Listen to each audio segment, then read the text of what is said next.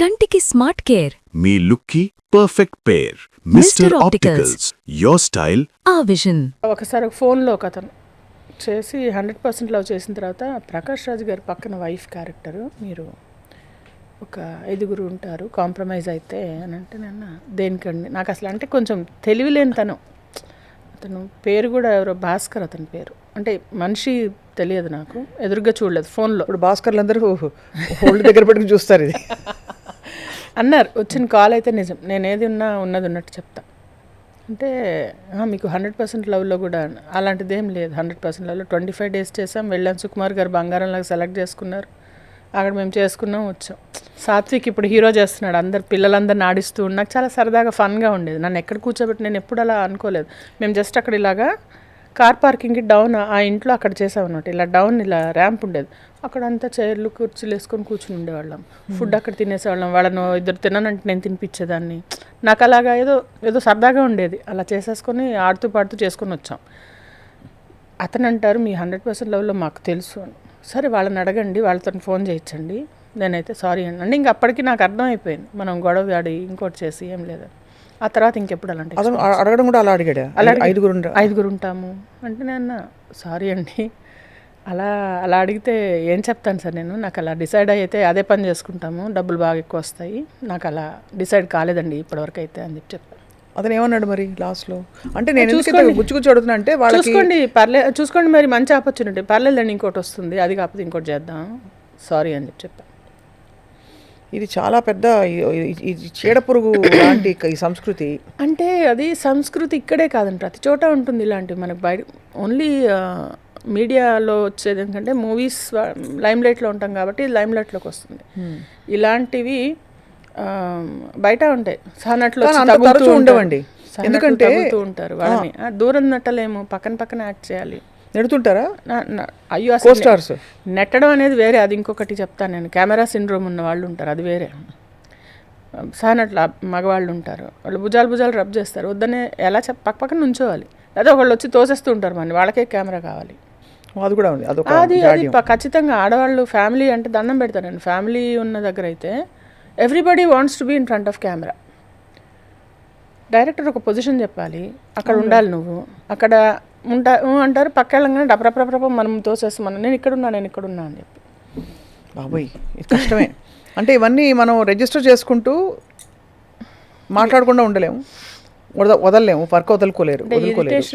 లోపల ఎక్సమ్నెస్ ఎలా ఉంటుంది చెప్పండి మీరు? చాలా ఉంటుందండి, చాలా ఒక వైలేటెడ్ ఒక బౌండరీస్ క్రాస్ చేసేసి మన పరిధిలో మనం పొందిగ్గా లేవనే ఫీలింగ్ అనేది హారబుల్ ఫీలింగ్. సో మనం వాళ్ళ లెవెల్కి స్టూప్ అవ్వలేము కాబట్టి నేను చాలాసార్లు చెప్తాను, మీకు డైరెక్టర్ చెప్పిన పొజిషన్లో ఉండండి, లేదంటే నేను పక్క వెళ్ళిపోతాను అని చెప్పి. ఒక ఆమె అయితే అంటే మామూలు ఆర్టిస్టులు వస్తారు, మేము క్యారెక్టర్ ఆర్టిస్టులు కాకుండా ఇక్కడ కంపెనీ ఆర్టిస్టులు, జూనియర్ ఆర్టిస్టులు అట్లా లేయర్స్ ఉంటాయన్నమాట. సీనియర్ ఆర్టిస్టులు, మేము క్యారెక్టర్ ఆర్టిస్టులు, ఇక్కడ కంపెనీ ఆర్టిస్టులు, మళ్ళీ జూనియర్ ఆర్టిస్టులు.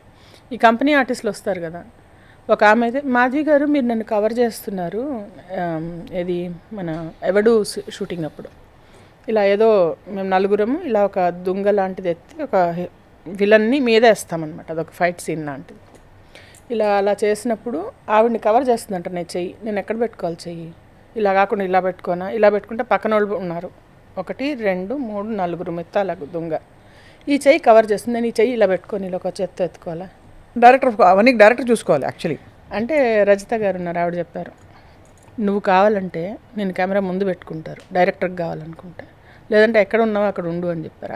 ఆవిడ సీనియర్ కాబట్టి చెప్పగలిగారు. అప్పుడు నేనన్నా సరే చూసుకోండి అని చెప్పి. ఎవరు ఫ్రెండ్స్ మీకు మాధవి గారు ఇండస్ట్రీలో? You don't have good friends? అంటే హాయిగా సాయంత్రం ఫ్రెండ్లీగా ఉంటారు, ఫ్రెండ్స్ ఎవరు ఉండరు అంతే కదా. ఉంటారు వాళ్ళ గ్రూపులు వాళ్ళకు ఉంటాయి. మీ గ్రూప్ లేదా మీకు? అంటే పెద్దగా చెప్పుకునేంత లేదు, ఏదో ఉన్నారు. బహుశా మీరు చాలా కొంచెం మేధావర్గం అని మిమ్మల్ని అందులో వేస్తారా? బికాజ్ మీరు మోటివేషనల్ స్పీకింగ్ అందరికీ అంటే ఇది నార్మలీ భరించలేరండి. అంటే నేను ఓపెన్గా చెప్తున్నాను, it's very hard for people to stand confident women. That is there. అంటే మీరు కాన్ఫిడెంట్గా ఉంటారు, మీరు అన్ని విడమర్చి చెప్పగలుగుతారు, చదువుకున్నారు బాగా. I don't care, first of all I don't care అండి. అంటే కేర్ అంటే అలా అని లేదు, కేర్ ఉంది చాలా, నాకు ఒక విధంగా కేర్ ఉంది. నీకు బెంజ్ ఉన్నా నాకు అనవసరం, నీకు ఆడి ఉన్నా నాకు అనవసరం, నీకు ఒక జెట్ ఉన్నా నాకు అనవసరం, ఎందుకంటే అది నీది. నీ సొమ్ము చూసి నీ అందం చూసి నేను మురిసి ముక్కలవి మూర్చబోయేదేం లేదు. నాకుండేది నాకుంటుంది, నీకుండేది నీకుంటుంది. అంతే. So that's all, that is my nature. ఇది టాప్ టు బాటంలో నీకు లేదు కదా అని నేను చులకన చేయను, నీకు ఉంది కదా అని నేను గౌరవం చేయను. కరెక్టే. సో ఈ కైండ్ ఆఫ్ మెంటాలిటీ.